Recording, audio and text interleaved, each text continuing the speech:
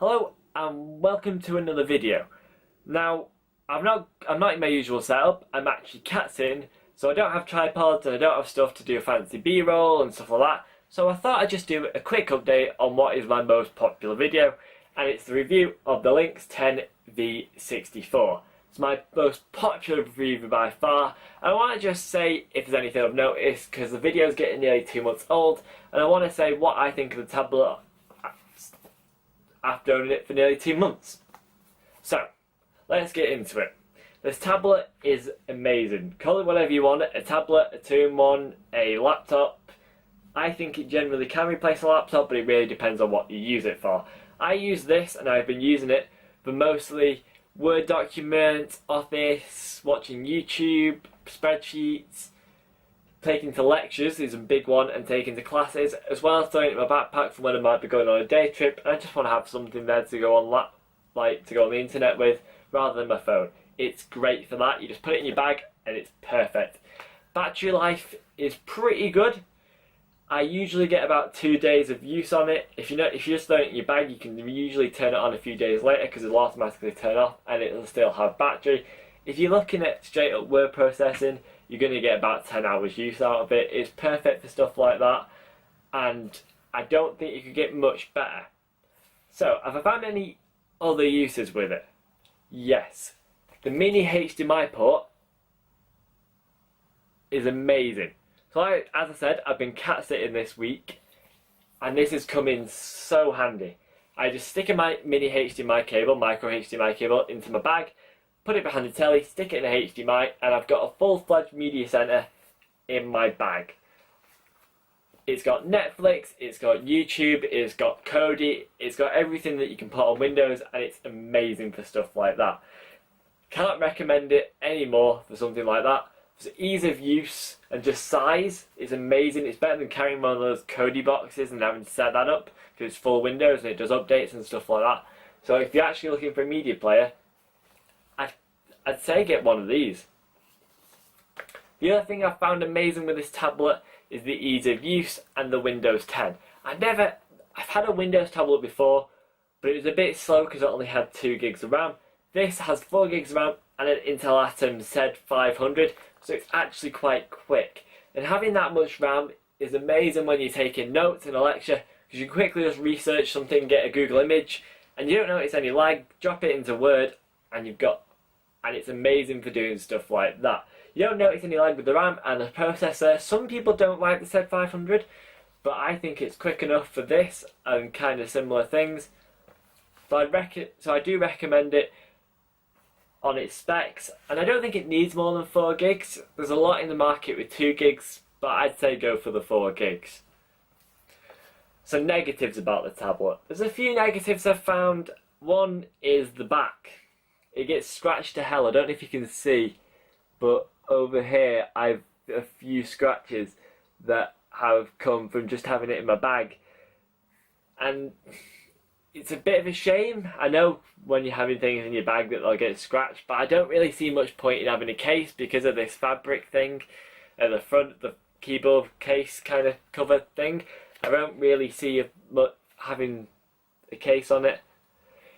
It's one of those things, it will get scratched over time. I'm thinking about putting stickers on it anyway, but it's just a bit of a shame. The other thing is the screen protector that comes on it gets scratched very easily. I'm not going to be able to show that in camera, but trust me, it gets scratched to hell. I'm probably going to have to replace the screen protector because every time I look at it I can see scratches. Just having it in your bag or just touching it can cause a scratch. So I probably am going to change over the screen protector. Now, in my last video, I said I would prefer to have a 1080p screen. I'm not going to take that back, but I'm going to give this credit where credit's due. The screen is beautiful. Because it's IPS, the colours are really nice, and it's brilliant for watching videos. I've not noticed any issues with colour or resolution. It's a bit annoying having to watch things in 720p because I watch a lot of camera videos. I'm watching camera comparisons, high quality TV, stuff like Top Gear where you want those 1080p action shots. It's a bit, but for the price you can't get much better, and Lynx do one for about $299 with a HD screen. So if you need the HD screen, you can just pay a little bit more and get it anyway. Full HD, it still is a HD screen. It's 1900 by something, it's just over 720p.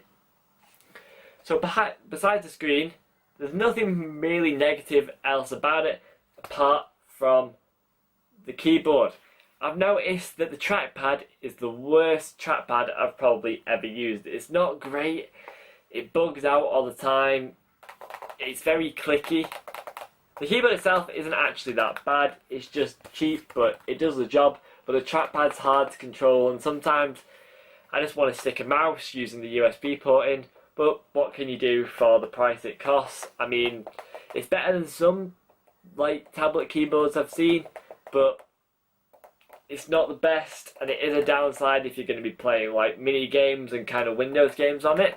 I don't know if people would want to do that, but if you do, I kind of look at getting a little mouse. I mean, you can get a mouse from the pound shop, so just stick one of them in.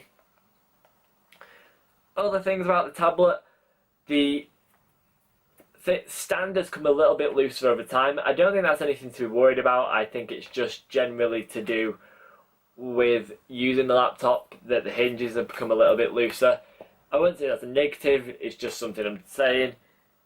Apart from that, there's nothing really bad about the tablet, and I really would recommend it. This has actually been something I'm rather pleased with. When I went to buy it, I bought it for £219, and I thought it was a lot of money to spend on something if I regret it. But I've not regretted it. It's come in handy for so many things. For the media player, to take into uni, instead of like lugging a laptop in my bag, I just stick this in, and it's so much better than having to carry around a full-fledged laptop.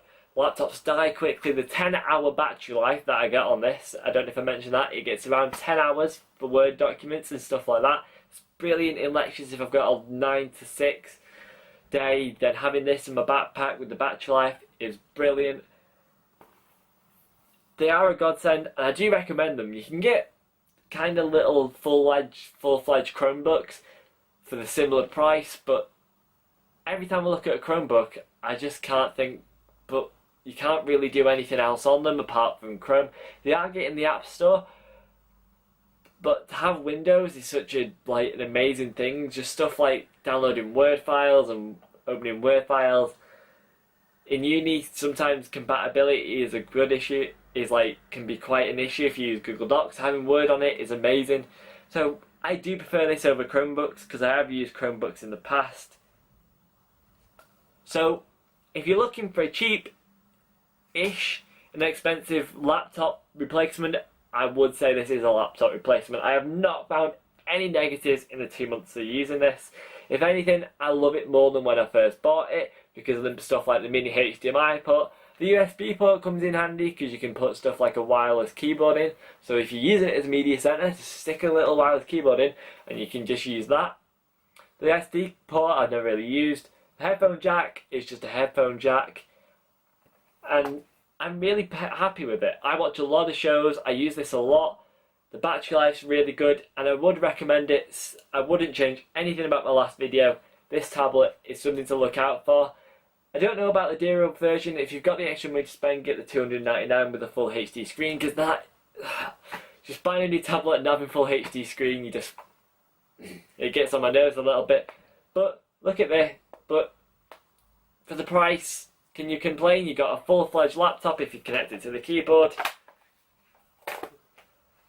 and it fits basically in anything. It can fit in a handbag, it can fit in a backpack, it can fit anywhere. So the LINX10V64, do I still recommend it after 2 months? I do. Thank you for watching. Hit subscribe. I know I've not got many videos on my channel, but I'm looking to add more, and there will be more coming out. I've got an old Lynx tablet which I'm going to put Linux on, so get ready for that one. So if you want it, hit like and hit subscribe, share the channel, show your friends, comment, because that helps a lot as well. And thank you for watching. See you later.